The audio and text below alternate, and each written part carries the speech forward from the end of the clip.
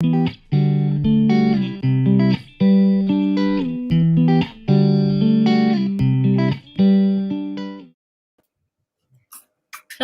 Neta. Hi, nice to be here.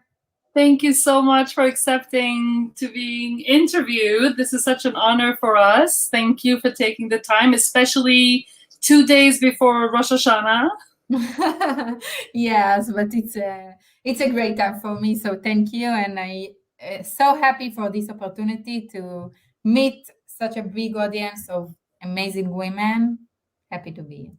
Thank you. Thank you so much. So our love story with SafeUp has started a few weeks ago when I first was introduced to you by Justine Zrilling, which we thank you humbly for introducing us to you. We had one of your team members who joined our global network on Wednesday. She did an amazing presentation. And today we have the privilege to have you as the CEO of SafeUp. Tell us more about this amazing initiative. But before we start with the questions, I want to introduce you to everyone here so that everyone knows who you are and a little bit of what SafeUp is, but we're going to talk about this more. So Neta is described as an entrepreneur from her soul who loves to create things from scratch and make them thrive. The seeds of women's empowerment were planted early in her years ago while she was still a little girl in a life-changing experience that ignites the creation of SafeUp. Beginning her journey, she had big dreams of changing the world. Neta realized the best place for her to enact change and make an impact was by becoming an entrepreneur, especially regarding the pace at which things moved and the results that could be obtained. Since founding SafeUp, Neta's mission is to change the current reality to make the world a safer place for women. She's a champion of women's equality and opportunity and believes with enough support, network, and funding, all women will have the confidence to aim to fly high with no barriers and no limits of what they can achieve. Wow, amazing. Love that. So I have to tell you, the first thing when I read your bio, the first thing that came to mind is like, oh my God, what happened to her when she was a girl? So I guess the teasing is working in the bio because you feel like, okay, you want to help women, be safer, and you apparently had something that happened. So I think the first question we want to ask you is what happened to you? Yeah. So I guess that every woman can connect to that feeling and mission, and like each of us had some stories. But for me personally, I first realized the meaning of feeling unsafe 10 years ago when I was a teenage and I go with some friend of mine to a home party.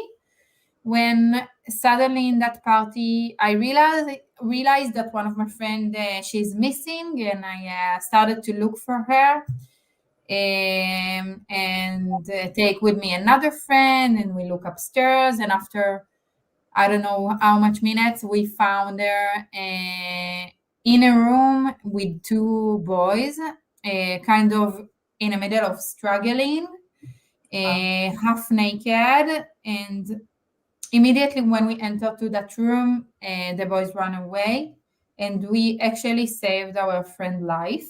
Wow.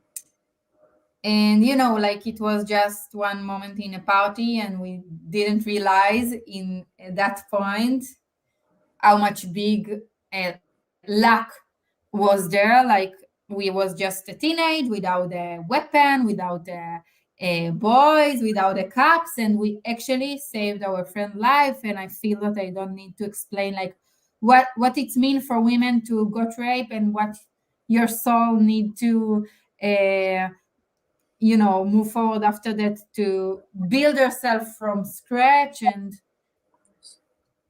wow, that is a very traumatic story. But I can't help but think that, I mean, I don't know if everyone, but a lot of women go through, possibly or potential, dangerous events or story. And I have to say that not every woman goes out and opens a startup or starts a startup from that event, right? I mean, we go through things and then maybe we're scared, we're traumatized, maybe we go to a therapist or we talk to our friends, we deal with the trauma and we move on or not, but not everyone opens a startup. So what made you decide to go and take this step that it's not just something that happened to me and happens to a lot of women and what can we do about it? But no, I'm going to take this and I'm going to turn this into my mission. What happens there? Yeah, so I think that I always was a social entrepreneur, and I didn't know to say that. Like when I was a child, I created some pretty unique bench of the Scouts in Hadassah Hospital in Jerusalem, where I live. And after that, I was a welfare officer in the army, and like I do a lot of things in the area of create a good change in people's life. This is what fill me, I guess, and I believe when I grew up, like that, the tech world and the entrepreneur world is like for the people that they are developers, and it's not for me because I'm a people person and all that. And I actually, when I do my BA, I go to study economic and psychology and take part in some outstanding program that's called the Cadets for the Local Authorities. When after my study, I go to work in the municipalities in Israel, in the public sector. And I believe that the change that I want to see in the world, I'm going to create from there. And then I was a little bit disappointed to meet with the reality and all the problems that exist in the public sector, that it's so important too. And I have some opportunity to start my previous startup with a friend of mine that like we just sit together, think what we can do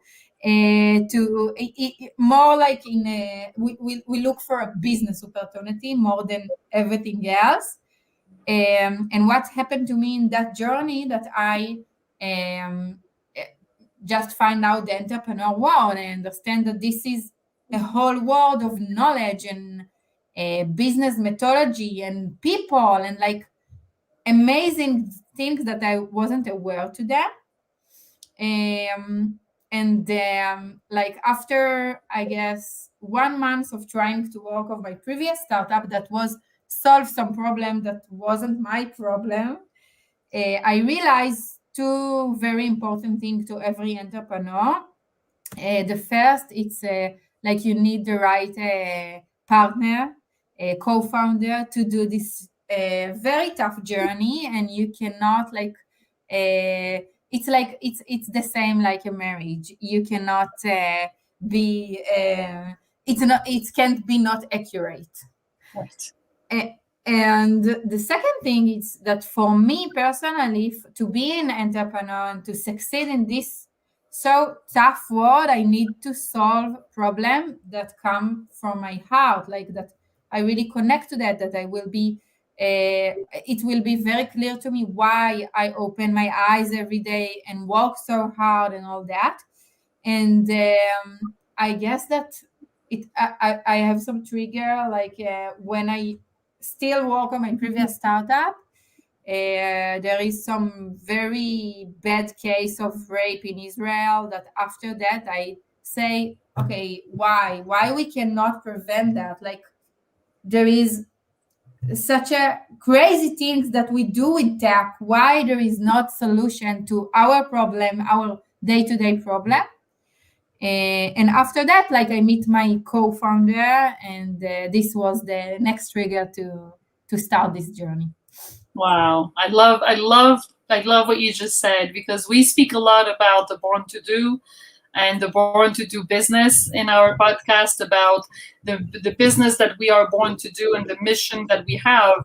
And I always say that we have to choose the mission that we're aligned with, not just because it's nice to have, but because, like you said, it's so difficult to go on this journey that if it's not something that you believe 100%, and if you're not dedicated to the cause, you're going to either give up, or it's not going to work out, or it's going to be too difficult. So what you just said is really the proof that it needs to be the mission that you're aligned with. And so of course, like every woman, like every mother also, I'm sure that hears, when there is such a case of violence on women, we all feel our heart, and our, even our stomach, getting really, really tense.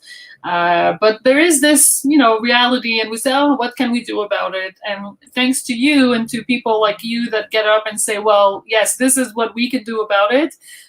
We're so happy. Thank you so much, first of all, for doing this. So before we go on, I'm realizing that we're talking about SafeUP, but we're not really explaining what SafeUP is doing. And the story is amazing and the mission is amazing, but I would love for you to give our people that are listening to us, what is SafeUP? Like, what is it? What does it do? Of course. So we create network of solidarity of women that actually help each other and empower each other in all walks of life, and create a safer places for themselves, for their community, for the future of their daughters.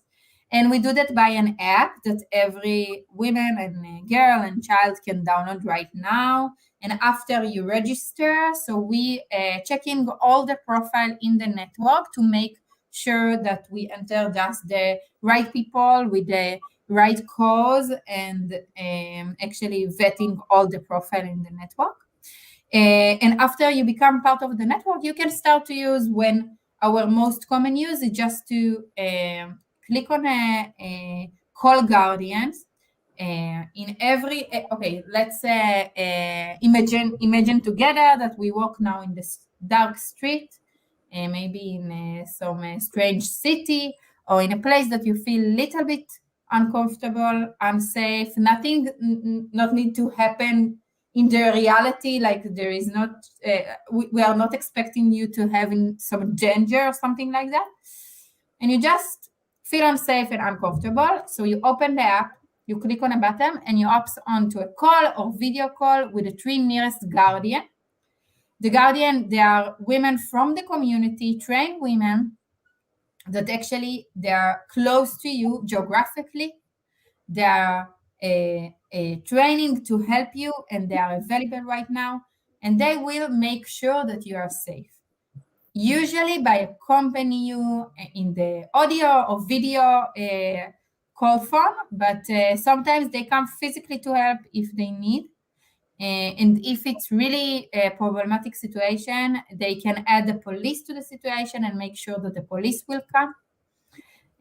So yes, this is the idea in general. When every woman, after you register, if you are over 18, so we will invite you to become a guardian, and you can do our guardian training in the app, and to start to give help to women and girls in your community.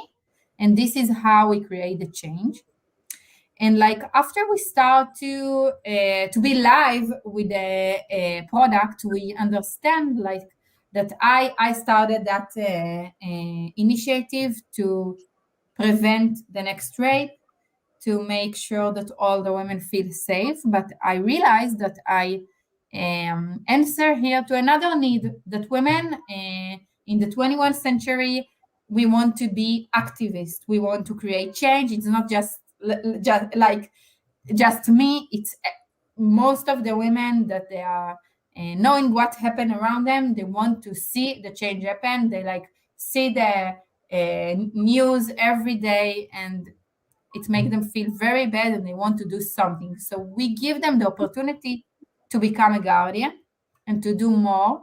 And like because of that mission, we started to create a local community of guardian in every place that we have seed users.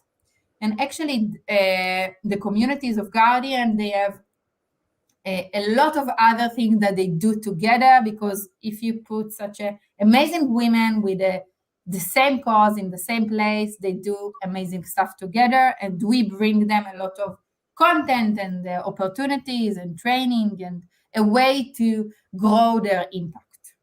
Wow, that's amazing. So you came to that by chance, basically. You thought you were going to help them with danger, physical danger, and actually you're empowering women by building those communities of women that want to have an impact and want to contribute. Wow, that's amazing. And one thing that I was thinking while you were talking is, when we speak about women empowerment, some movement, not all, but want to be like men, right? They claim that being feminist is being like a man, and maybe they don't really recognize the difference between a man and a woman. What I love about your app is that it's really acknowledging the fact that women are afraid and they're vulnerable and they have fears, and it's okay. It's not like, oh, I want to be strong. It's not like, I've heard people say, oh, just go take Krav Maga classes, or just go take karate, or just, help, kickboxing or whatever, right? But that's not a woman's way. I mean, you can, but if you feel safer, of course, you should. But what I love about your mission is that it takes into account the vulnerability of women, and it's also aligning with what it is to be a woman without fighting it. It's just, this is what it is. We're scared, we're vulnerable. That's okay. We can create communities around that. So that's great. And also a number that I remember from Giovanna's presentation in our global network last week. She spoke about 95%, if I'm not mistaken, of events that are not reported to the police. From your metrics and from your statistics, that's what came up. Can you tell us more about that? Because that's really a big number. So it means that 95% of women that do get attacked or are scared don't report this to the police. Is that what it means? Yes, actually, it speaks just about the women that actually got attacked and they are not reported to the police. Okay. When we speak about just to be afraid, I guess it's go to zero reportings. Yeah. And it really connects me, in my mind, to what you start to say before, that our biggest asset, it's we give, and this is what our members said, we give them the feeling that this is okay. Because you can ask me, okay, why now I'm going in the dark street? Why I'm not calling to my boyfriend or to my mom or something? Because usually they will ask you why you go there if it's your mom, or maybe your boyfriend will ask you, but it's not it's a really safe place. Why you are afraid? It's okay. And we take this situation and normalize that and make you feel that you're not crazy, you're not hysterical. It's okay. I was there yesterday. Women helped me, and now I help you, and you are definitely fine. We are not judging, and this is the main thing. No women that she walk in the street and she's afraid will call the police. It's not make sense. And just to if something really happened and they need a police, please call the police. And we say that always. And we can see that women don't call SafeUP when they actually need, physical help. But there is such a gray area that we feel that maybe it's in my head, maybe nothing is happening right now, and I'm just afraid of something going to happen.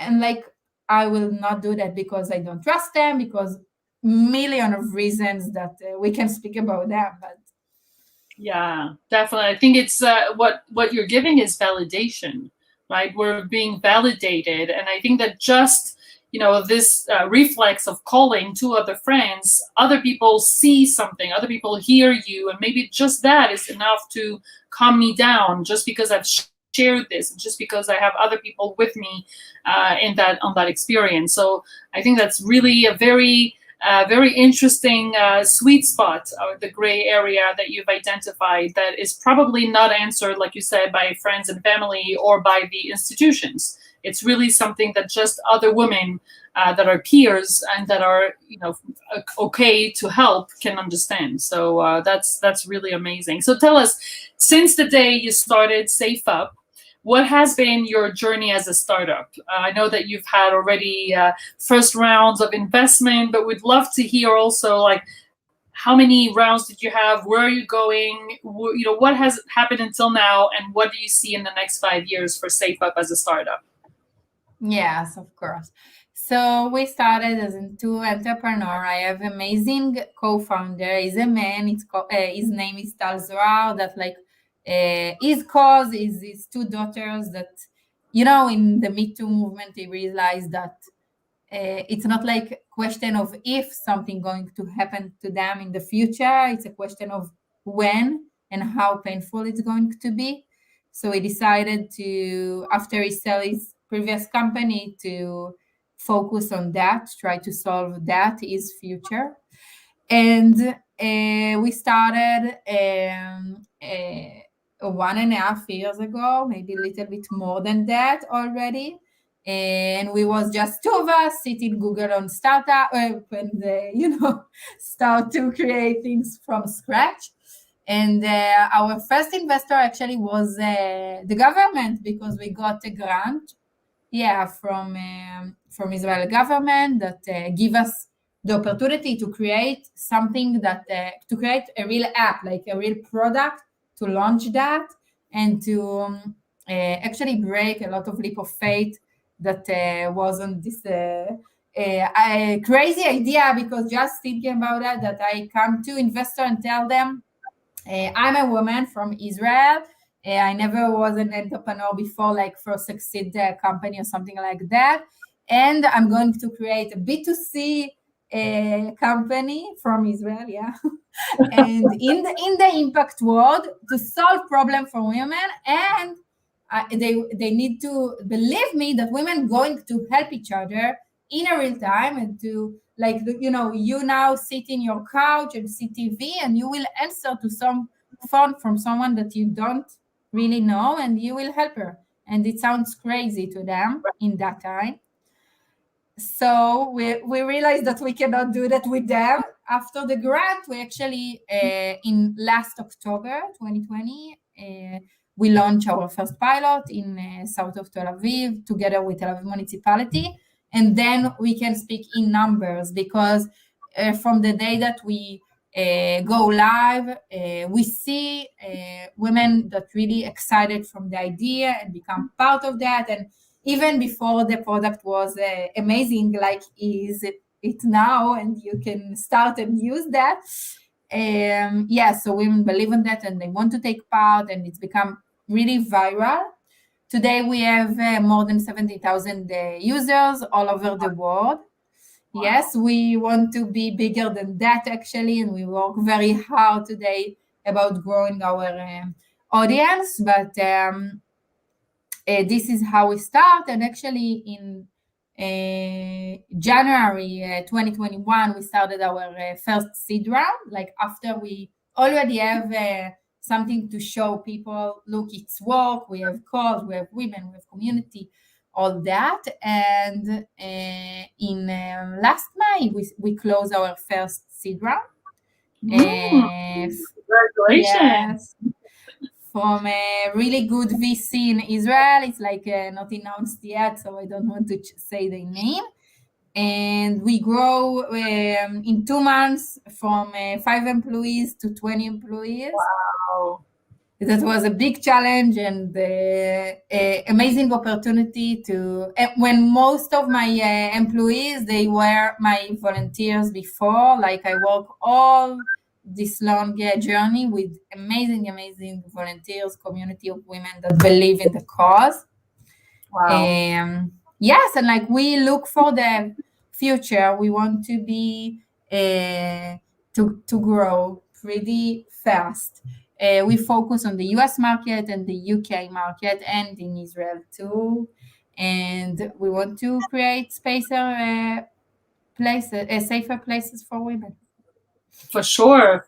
Wow, that's amazing. So you said that you have mostly communities in Israel, in the US. So where is it? And also explain to people what they need to do to join, because we want everyone who's listening to this episode to join and to share with all the women, in their circles. So where is it already present, and what can they do to join? So I guess that we are live in every country that you live, in most of the country in the world right now. And you just need to go to your App Store or Google Play and to search for SafeUP, and you will find us, and to register. After you register, don't forget to become a guardian, because it's so important. And this is like your biggest impact that you can bring, and you don't know how it's like fulfilled for women to speak with some, 12 years old child that she walked now in the street from, even from her school, and she just scared. And it's amazing. And like sometimes I'm not sure like who get more value, my guardians or my users. So please join us. And like what I say about the communities, we have users in all Israel, of course, and very active communities, and we have already seed users in all US, like in every place on the map. But we focus today on creating the very active communities too in Boston and in New York area. Wow. And of course in London too. Of course. we still have some like big audience in a lot of other countries in Europe that they are not speak English. Even the app is just in English right now, but we still can see people that use that, and it's amazing, and it's happened like naturally, organically. Wow, amazing. And so the last question that I want to ask you, because I was curious when you said that those women get together and they have other activities because they want to have an impact, they want to contribute, and that's a need that you discovered, by the way, by wanting to help. So one of my questions, and I asked that to most of my guests, because this is a podcast around women and around empowerment, is what are the topics that are coming up around in those communities that are active? What are the topics that are worrying those women in terms of empowerment, and how do they see the progress, or where do we need to go? How do you see where we need to go in terms of women's empowerment? If those communities are active, what are they talking about? So I'm totally believe like all the history of feminists is give us a real stage to be in that point of time that we can actually create a big steps to a real gender equality. Like we are far away from that, and we need to be there. And like to be there, I believe, and we believe, like as a group of community of women, that we need to do that together. Like we are strong, we are half of the world, and if we just collaborate, we can be there. Our community is focused most like when they start in the safety area, like what I want to do in my community to change the reality, and then you can see another like different active action that they take in every community. Things like, just to give some example, go outside from some clubs in the middle of the night and do tours, and to just watch on the children, the girls that go outside from the club, and to give them a ride to their home. Just one Wow. example. Or actually we have places that more focus on educational side, like enter to the schools and speak with the girls and tell them and to give them that solution and other solution. And we give them, if you think about that, like if someone now you go in a very in a place with a lot of people, and someone got something like health problem, I don't know, heart attack or something very bad like that, there is a good chance that someone in the audience will know how to help. When it's go to gender violence and the problem of women, we don't know how to help. Like even like if your best friend come to you and tell you that she was raped, or she was assaulted, or she is afraid for something, you don't know what to say to her, you don't know what to do. And we give educational lectures and training for our guardians that they will know how to give this first help, like, because there is many NGO and organizations that they are just there to help you, but you don't know that they exist. So there is gap between the problem to the solution, and we want to be there.